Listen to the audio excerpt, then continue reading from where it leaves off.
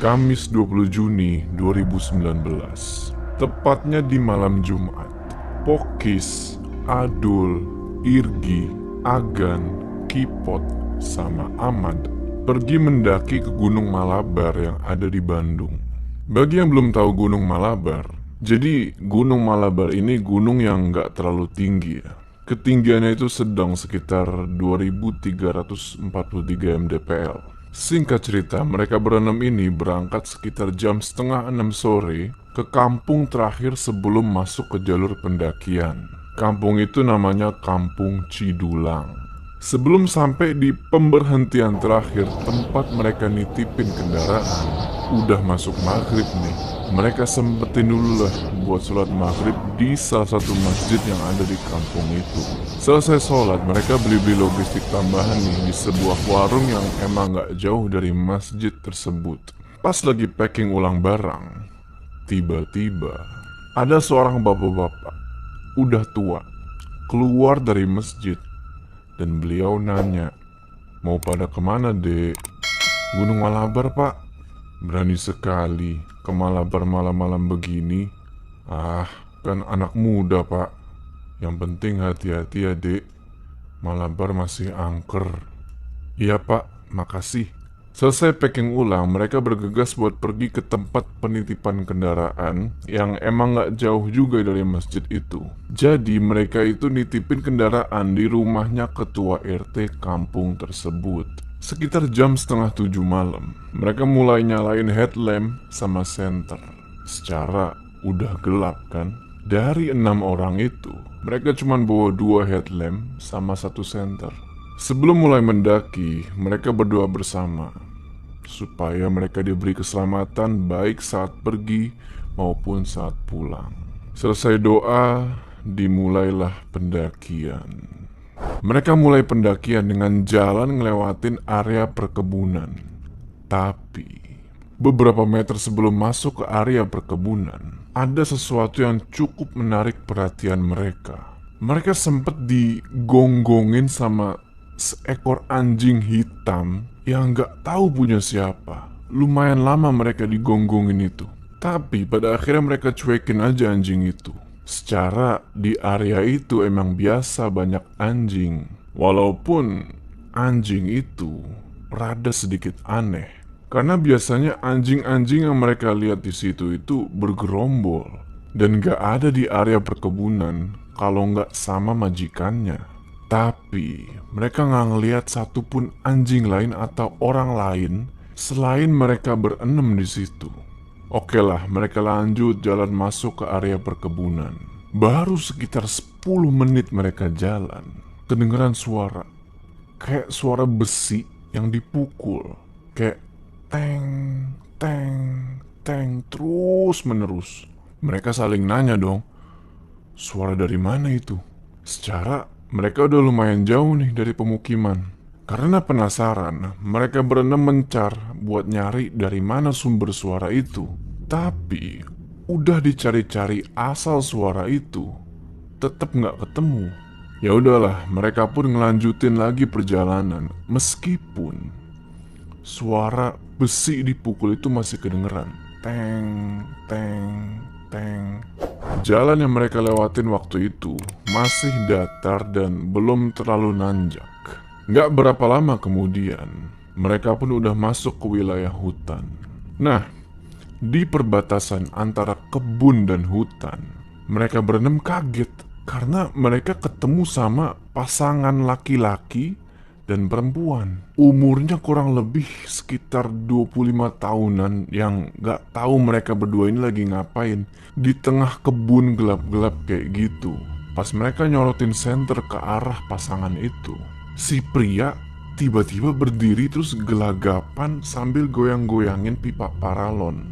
Kayaknya dia salting. Terus pria itu nanya, "Mau pada kemana, bro?" Pokis jawab, "Ke Malabar, A."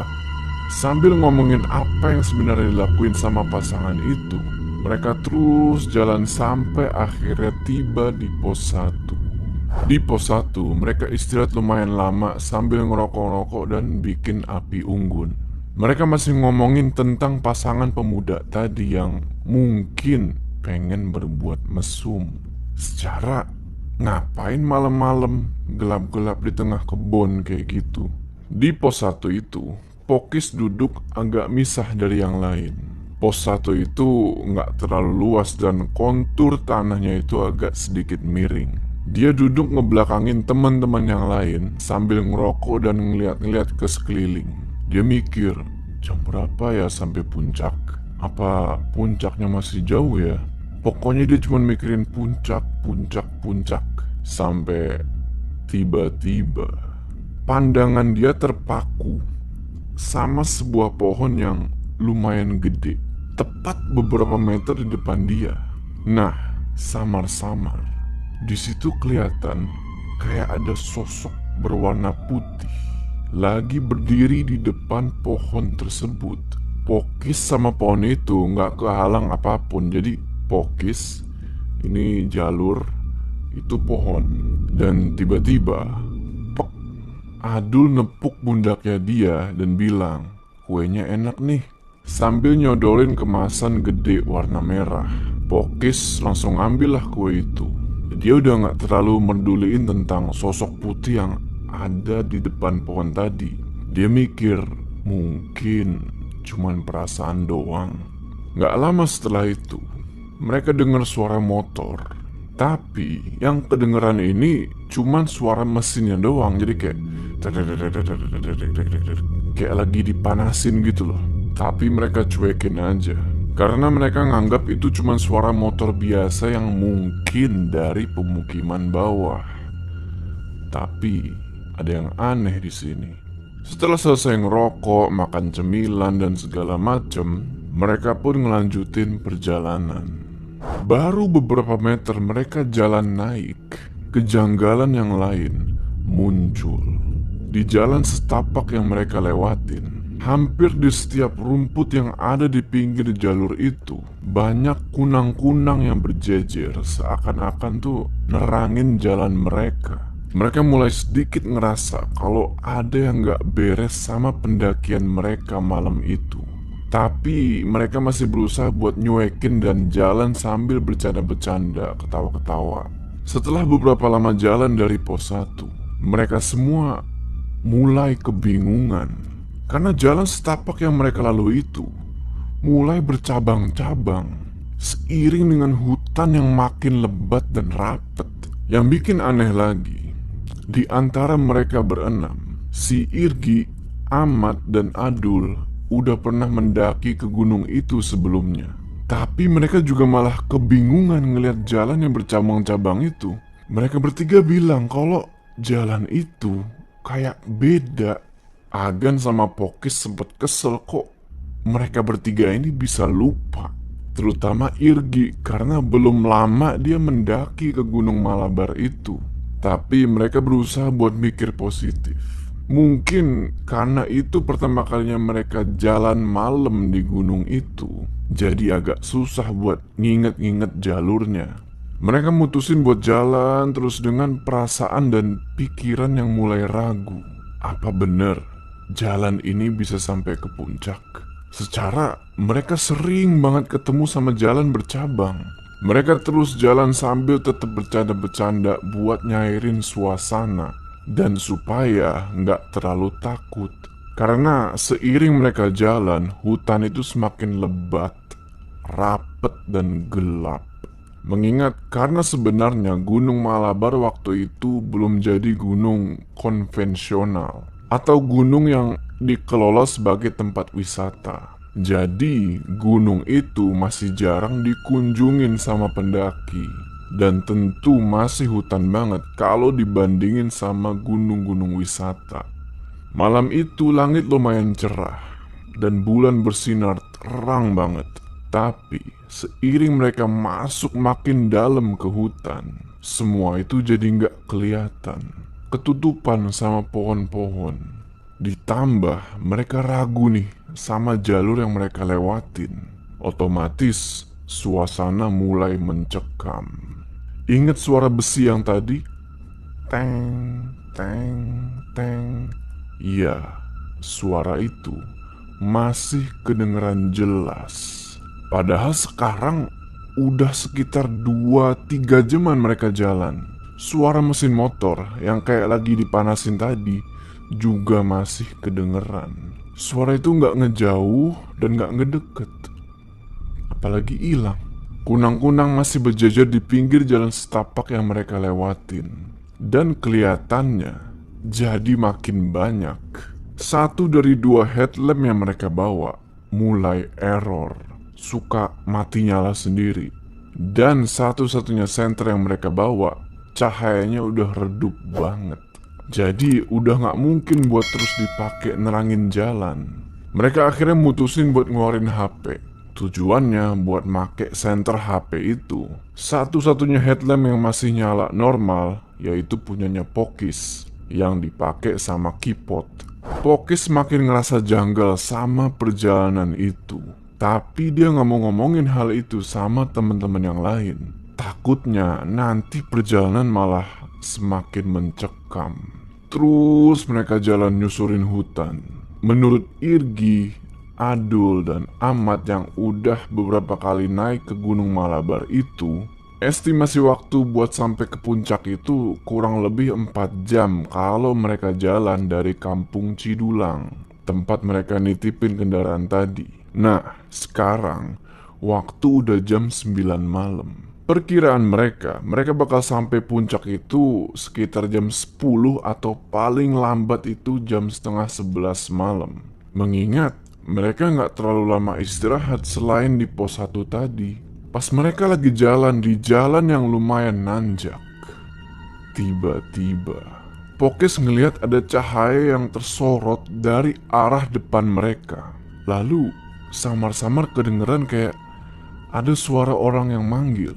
Nggak pakai pikir panjang, Pokis sontak bilang, "Ada pendaki lain tuh bro, itu di depan."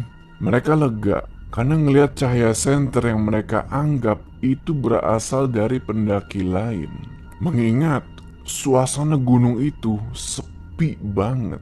Ditambah lagi mereka nggak yakin sama jalur yang mereka tempuh. Mereka berenam berusaha lari secepat mungkin nyamperin cahaya tersebut.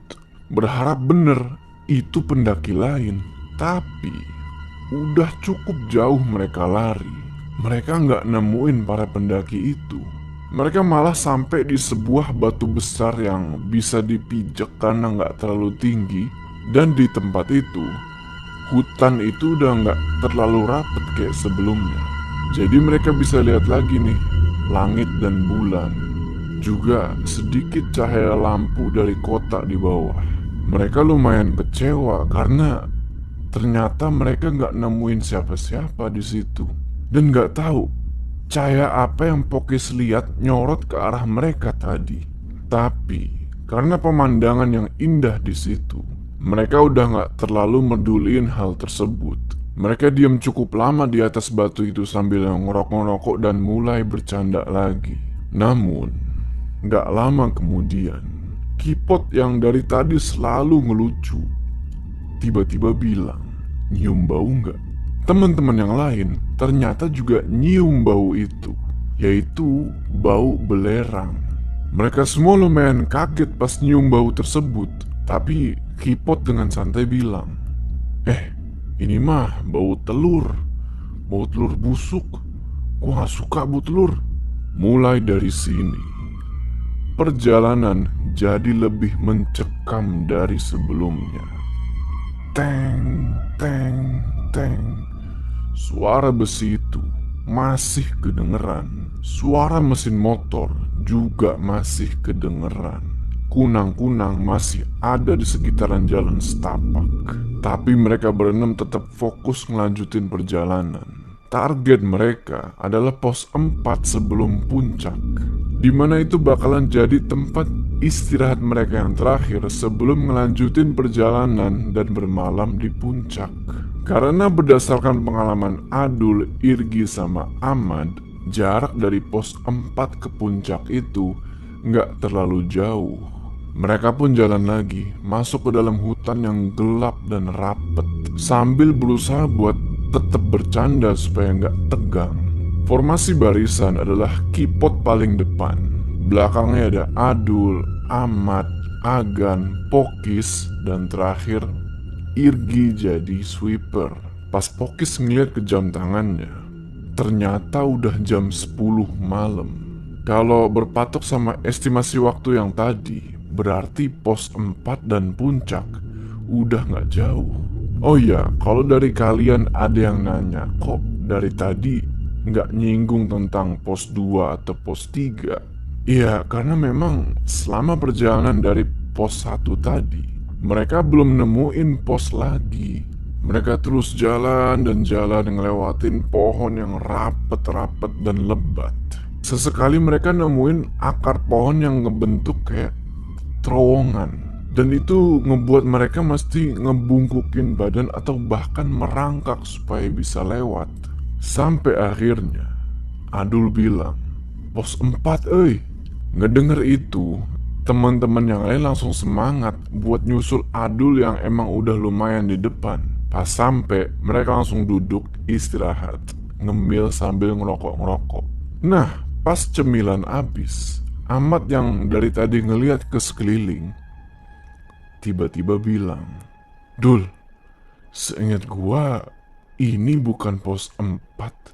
Spontan, Adul juga langsung ngeliat ke sekeliling. Dan dia baru sadar kalau nggak ada pohon gede yang terpasang plat pos 4 di situ.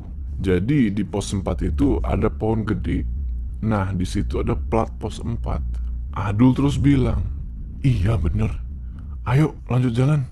Ketipu kita. Ini pos 4 palsu."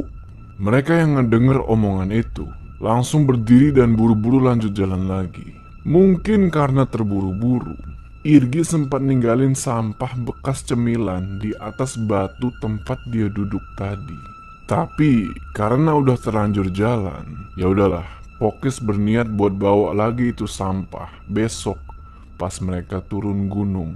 Secara mereka juga tahu kalau di gunung itu nggak boleh ninggalin sampah atau buang sampah sembarangan. Namun, Pokis punya firasat lain. Mereka terus jalan berharap mereka segera nemuin pos 4 yang sebenarnya. Jalan sampai waktu itu udah nunjukin jam 12 malam. Tapi pos 4 belum juga kelihatan. Mereka semakin ngerasa janggal. Dan disitu Pokis baru sadar suara teng, teng, teng, suara besi itu, suara mesin motor, udah nggak kedengeran lagi. Tapi kunang-kunang masih banyak. Di pinggir jalan setapak, Kipot yang dari tadi suka bercanda, sekarang mulai lebih banyak diem. Sambil sedikit-sedikit berhenti jalan, yang otomatis bikin teman-teman lain yang di belakang berhenti juga. Pas berhenti, Kipot nanya ke Adul yang tepat ada di belakang dia. "Dul, lihat tuh, di depan ada apa?" Tapi Adul cuma nunduk dan bilang, "Gak ada apa-apa, Pot. Ayo lanjut jalan aja." Kayaknya dia udah tahu apa yang ada di depan itu. Lanjut jalan lagi. Gak lama kemudian, kedengeran suara. Kali ini kayak suara laki-laki tua. Dan suara itu bilang, "Minta rokok." Mereka semua ngedenger itu. Dan sontak mereka berhenti jalan sambil tatap-tatapan satu sama lain dengan muka yang ketakutan. Sambil dorong carrier-nya Kipot, Adul bilang, "Ayo lanjut aja, Pot." Mereka lanjut jalan dengan formasi yang semakin rapet, sambil saling pegangan ke carrier temen yang ada di depan. Kipot masih jadi leader, Irgi masih jadi sweeper. Di sini, Pokis dari tadi ngedenger kalau ada suara langkah kaki juga di belakangnya Irgi. Karena khawatir, Pokis jadi sedikit-sedikit noleh ke belakang buat mastiin kalau Irgi ini masih ada dan baik-baik aja. Pokis terus bilang, "Ayo Gi, pegang carrier gua." Dengan suasana yang makin mencekam dan udah gak ada lagi candaan, mereka terus jalan dan waktu udah semakin malam. Mereka semakin panik karena pos 4 belum ketemu-ketemu juga. Agan yang dari tadi pakai tongkat kayu yang dia ambil di perkebunan pas awal-awal pendakian, akhirnya dia tancepin kayu itu di tengah-tengah jalur. Dan ujung atas kayu itu dia kikis sedikit. Di samping jalur itu, ada pohon tinggi yang gak beranting dan berdaun. Kayaknya pohon mati. Mungkin maksud si Agan nancepin kayu itu buat nandain. Mereka terus lanjut jalan lagi dan mereka ngerasa kalau emang dari tadi itu mereka cuma muter-muter jalan di tempat yang itu-itu aja. Setelah sekitar 45 menit mereka jalan, bener aja, mereka balik lagi ke tongkat yang tadi. Agan terus bilang, ini tongkatku yang tadi kan? Semua cuma saling tatap-tatapan keheranan. Dilihat-lihat, itu emang bener. Tongkatnya si Agan tadi ada di tengah-tengah jalur dan bagian atasnya kekikis sedikit. Mereka mulai kehilangan harapan. Pikiran udah mulai kalut. Mereka takut kalau sampai tersesat dan gak bisa pulang ke rumah. Pokis ngira kalau kejadian berputar-putar di tempat itu cuman ada di film-film horor atau cerita-cerita omong kosong. Tapi nyatanya dia ngalamin sendiri hal itu. Di tengah kepanikan, Agan nyoba buat nenangin teman-temannya. Dia bilang, udah, sekarang kita duduk dulu. Ayo doa. Mereka serentak duduk dan mulai berdoa sambil diselimutin rasa takut dan gelisah. Setelah selesai doa, mereka sedikit berdiskusi. Pokis inget nih sama pelajaran survival dulu yang pernah dia pelajari. Kalau tersesat di gunung, usahakan cari tempat yang tinggi. Dan kalau mau nemuin pemukiman, ikutin aliran sungai. Karena nggak ada sungai di sekitar situ, Pokis nyaranin buat terus lanjut naik. Karena malam udah semakin larut, takutnya kalau mereka turun, mereka malah makin tersesat. Mengingat hutan itu rapet banget dan gelap. Baterai HP yang buat senter juga udah mulai lemah. Setelah diskusi itu, mereka mutusin buat ngelanjutin perjalanan. Berharap mereka udah nggak diputer-puterin lagi dan sampai di pos 4. Mereka terus jalan sambil doa dalam hati. Nggak disangka-sangka, setelah mereka doa, sekitar 15 menit jalan, mereka ketemu sama pos 4. Yang dimana pos 4 itu adalah tempat istirahat terakhir sebelum akhirnya menuju ke puncak. Dan itu adalah pos 4 beneran. Sesuai sama katanya Adul, kalau pos 4 itu ada pohon besar, yang di pohon itu ada plat pos 4-nya. Mereka pun istirahat lagi di sana, duduk sambil bikin api unggun.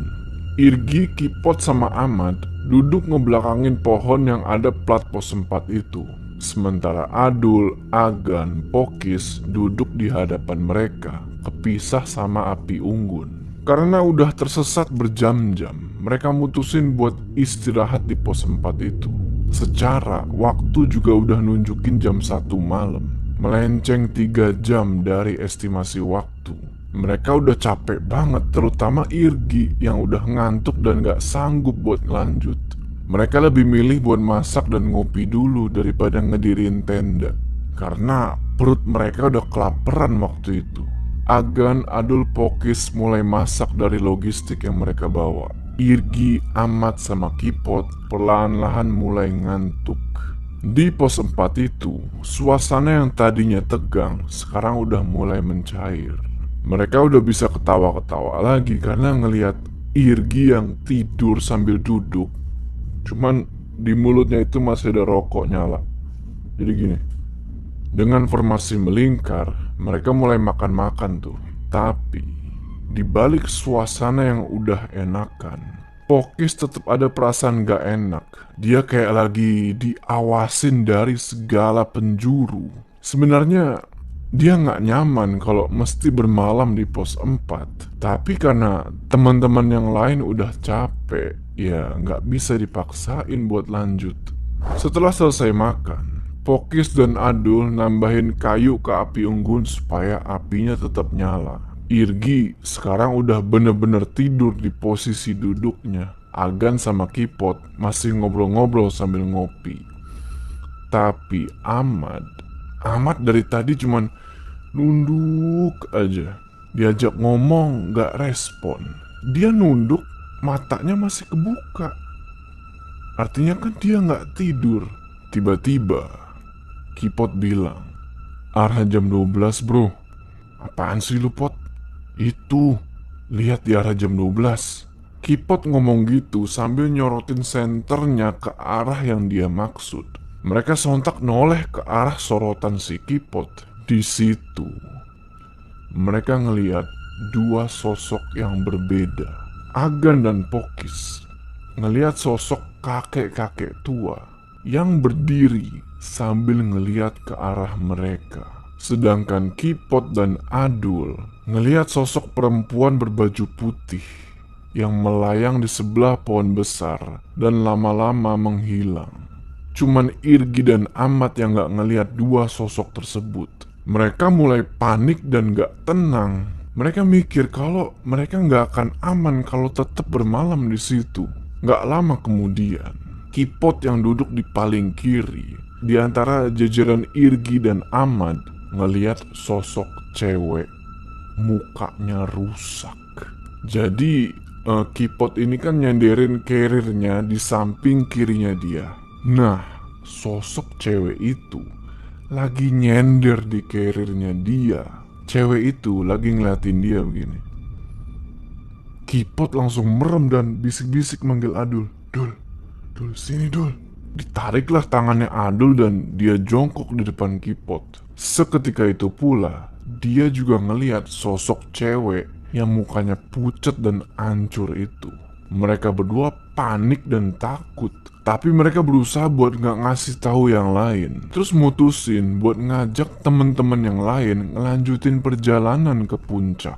Agan juga berpikiran yang sama. Alhasil terjadi perdebatan di antara Pokis sama teman-temannya, antara lanjut atau tetap bermalam di pos 4 itu. Kalau tetap berada di pos 4, kemungkinan besar bakal lebih banyak lagi gangguan-gangguan gaib yang datang, atau bahkan bisa lebih parah. Di sisi lain, kalau maksain buat terus ke puncak, kondisi mereka udah bener-bener kecapean. Pokis tetap nyaranin buat bermalam di situ. Takutnya kalau jalan terus dengan kondisi yang kayak gitu, mereka malah tersesat lagi dan diputer-puter kayak tadi. Akhirnya setelah sekitar setengah jam mereka berdebat, mereka mutusin buat berkemas dan ngelanjutin perjalanan. Pokis terus ngebangunin Irgi, berharap karena dia udah tidur sebentar, dia sanggup buat ngelanjutin lagi perjalanan. Waktu itu di jam 2 malam, mereka jalan ngikutin satu-satunya jalan setapak yang ngarah ke atas. Mereka semua jalan dengan setengah ngantuk. Mereka nyusurin hutan yang rapet sama kayak sebelumnya. Perjalanan masih terasa mencekam. Pokis ngerasa kalau mereka masih diawasin dari segala penjuru. Formasi mereka sekarang berubah. Adul ada di paling depan, disusul Kipot, Ahmad, Agan, Irgi, dan terakhir Pokis jadi sweeper. Mereka terus jalan berharap vegetasi mulai sedikit terbuka, yang artinya puncak tinggal sedikit lagi.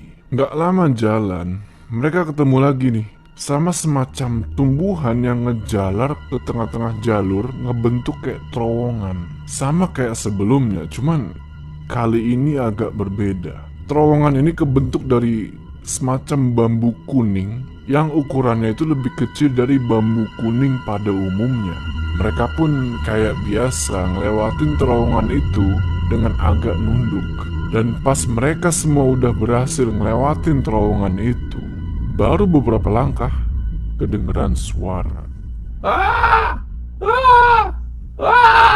Di saat yang bersamaan, HP-nya Kipot yang Pokis pegang mati karena baterainya habis. Otomatis penerangan juga mati. Itu suara perempuan. Suaranya melengking dan jelas banget. Nggak tahu dari mana sumbernya, tapi kedengeran deket.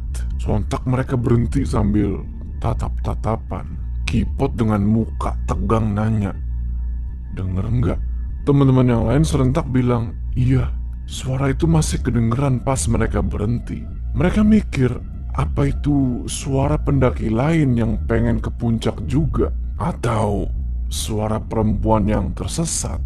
Tapi kayaknya nggak mungkin. Ahmad langsung ngajak teman-teman yang lain buat lanjut. Seakan-akan dia nggak mau bahas suara apa itu. Mereka lanjut jalan dan suara itu masih kedengeran. Pokis mikir mungkin itu suara makhluk gaib yang pengen nyesatin mereka. Waktu sekarang udah sekitar jam 2:30. Mereka sedikit bersyukur karena sekarang vegetasi udah agak kebuka. Pohon-pohon udah mulai berjarak dan langit udah kelihatan lagi. Pokis terus nanya, "Masih jauh nggak sih?" Adul terus jawab sambil nunjuk, "Itu puncaknya." Mereka jadi semangat lagi ngedenger Adul ngomong kayak gitu. Dan mereka mempercepat langkah dengan harapan supaya segera sampai di puncak. Tapi ternyata ada hambatan lain. Satu-satunya jalan setapak yang dari tadi mereka ikutin berujung ke jalan buntu yang kehalang sebuah batu besar dan tumbuhan lebat menjalar. Agan terus nanya ke 3 orang temannya yang pernah mendaki ke gunung itu. Jalannya buntu, gimana nih? Mereka juga bingung. Kipot sama Ahmad balik arah nyari. Mungkin jalannya kelewat. Mereka terus berpencar nggak terlalu jauh buat nyari jalan yang bisa dilewatin. Dan akhirnya Agan nemu. Ternyata ke arah kiri dari jalan buntu itu ada sebuah jalur. Mereka pun mulai ngelewatin jalur kiri itu dengan pijakan yang lumayan sempit sambil pegangan ke tumbuhan sekitar supaya mereka nggak jatuh. Nggak berapa lama kemudian, setelah ngelewatin jalan sempit itu, mereka semua lega karena akhirnya mereka sampai juga di puncak. Sesampainya di puncak, hal pertama yang mereka lakuin adalah naruh tas carrier dan buang air kecil. Karena sebenarnya mereka semua ini udah kebelet, cuman mereka nggak berani buat buang air kecil selama perjalanan yang mencekam tadi. Setelah itu mereka pergi ngumpulin kayu bakar dan mulailah mereka nyalain api unggun. Mereka sampai di puncak Malabar itu udah melenceng kira-kira 4,5 jam dari estimasi waktu yang seharusnya. Dari situ muncul pertanyaan, kemana mereka tersesat tadi selama kurang lebih 4 jaman? Di puncak gunung itu semuanya udah membaik. Nggak ada lagi bunyi besi, nggak ada lagi suara mesin motor, atau suara-suara aneh lainnya yang nggak tahu dari mana asalnya. Nggak ada lagi kunang-kunang, dan nggak ada lagi penampakan-penampakan. Pokoknya udah normal lagi. Mereka ngerasa kalau puncak gunung itu adalah area yang paling aman dari area-area lain di gunung itu. Mereka mulai berani cerita tentang kejadian-kejadian janggal yang masing-masing dari mereka lihat, denger, atau rasain selama perjalanan. Mereka duduk ngelilingin api unggun. Terus Irgi ngebuka pembicaraan. Gua sebenarnya pengen buang air kecil sejak dari bawah. Dari sebelum kita nyium bau belerang. Tapi gua gak berani buang air kecil soalnya kayak ada yang ngikutin kita di belakang gua. Ngedenger itu, Pokis langsung nyaut. Iya, semenjak bau belerang itu, gue juga ngedenger di belakang lu ada suara orang jalan. Makanya gue sering noleh ke belakang, takut lu hilang. Gue sering berhenti jalan itu, karena sering lihat kakek-kakek anjir. Terus pas di pos 4, gue lihat kayak cewek yang melayang di sebuah pohon. Lu gak inget yang sebelah kiri lu, yang mukanya ngedongak di carrier lu? Iya. Gue juga kaget pas lihat ke kiri ada muka cewek pucet, mukanya rusak. Gue juga lihat kakek-kakek di pos 4. Kayaknya dia yang bilang minta rokok. Gue juga ngeliat perempuan serem di pos 4. Di situ Pokis ngerti. Ternyata itu sebabnya Ahmad cuma nunduk aja di pos 4. Terus Kipot tiba-tiba nyeleneh. Dia bilang katanya pengen tidur sambil gantungin sleeping bagnya di atas pohon. Jadi dia tidurnya berdiri. Yang lain sontak ketawa dengar hal itu. Nggak terasa, udah mau pagi. Irgi, Adul, dan Ahmad udah tidur lelap di atas tenda yang digelar. Jadi tendanya itu nggak dipasang ya, digelar doang gitu. Agan, Kipot, sama Pokis masih asik ngobrol-ngobrol di depan api unggun. Sambil sesekali ngomongin kemana mereka nyasar tadi. Mereka bertiga begadang sampai jam 5 pagi. Sampai akhirnya mereka ketiduran di depan api unggun. 1 jam kemudian, Agan sama Kipot kebangun. Dan mereka ngebangunin si Pokis. Tapi Pokis milih buat tetap tidur karena dia masih ngantuk. Irgi juga udah bangun. Sedangkan Ahmad dan Adul masih tidur di atas tenda yang digelar. Agan sama Irgi terus pergi foto-foto. Karena waktu itu pemandangan lagi bagus banget. Jam 7 pagi, mereka semua bangun. Ada yang lagi masak dan ada yang lagi foto-foto. Habis itu mereka semua sarapan dan minum kopi. Karena nggak mau kesiangan di perjalanan pulang. Gak lama kemudian mereka semua packing barang-barang dan mulai jalan turun di hari Jumat sekitar jam 9 pagi kurang 15 menit. Pas Pokis mau lewat jalan yang semalam, yang mereka temuin di sebelah jalan buntu, Ahmad sama Adul manggil dan mereka bilang, ini ada jalan, sini. Akhirnya mereka milih buat turun gak lewat jalan yang semalam mereka lewatin. Pas mereka sampai lagi di jalan buntu yang ada batu besar dan tumbuhan menjalar itu, ternyata aslinya di situ gak ada batu besar. Yang ada cuma jalan setapak yang bisa dilaluin buat sampai ke puncak. Dan jalan itu terbuka lebar, gak ada sesuatu yang nutupin. Mereka lumayan kaget. Karena semalam mereka jelas-jelas ngeliat kalau itu jalan buntu, ketutup sama batu besar dan tumbuhan menjalar. Ditambah lagi, jalan ke kiri yang semalam mereka lewatin itu ternyata adalah jurang yang dalam banget. Dan gak kelihatan kalau ada pijakan di situ. Tapi kok semalam mereka bisa lewat situ dengan lancar. Mereka ngelanjutin perjalanan turun dengan terheran-heran. Dan singkat cerita, mereka sampai lagi di pos 4. Mereka mutusin buat istirahat sebentar di pos 4 itu dan makan cemilan sisa logistik. Dan lagi-lagi mereka nyalain api unggun. Kenapa nyalain api unggun padahal udah pagi? Soalnya mereka di situ kedinginan karena pohon udah mulai rapet-rapet lagi. Jadi matahari nggak bisa tembus. Waktu sekarang udah nunjukin jam 9. Di pos 4, mereka masih aja ngobrolin tentang kejadian-kejadian yang semalam. Dan sebenarnya, walaupun itu udah pagi, Pokis tetap ngerasa kalau mereka ini masih diawasin dari segala penjuru. Dia masih nggak nyaman ada di pos 4 itu. Sekitar 5 menit mereka istirahat di pos 4. Mereka ngelanjutin lagi perjalanan turun dengan santai. Ingat nggak sama sampah yang Irgi tinggalin? Nah, pas lagi jalan gitu, Pokis keinget nih buat bawa lagi sampah itu pas ketemu nanti. Setelah 15 menit jalan, mereka udah sampai lagi di batu di mana mereka nyium bau belerang. Mereka berenam, kaget lagi dan bingung mengingat perjalanan semalam dari batu itu ke pos 4 makan waktu berjam-jam. Tapi kok sekarang turun dari pos 4 ke batu itu cuma 15 menit. Emang sih kalau jalan turun itu lebih cepat daripada pas naik.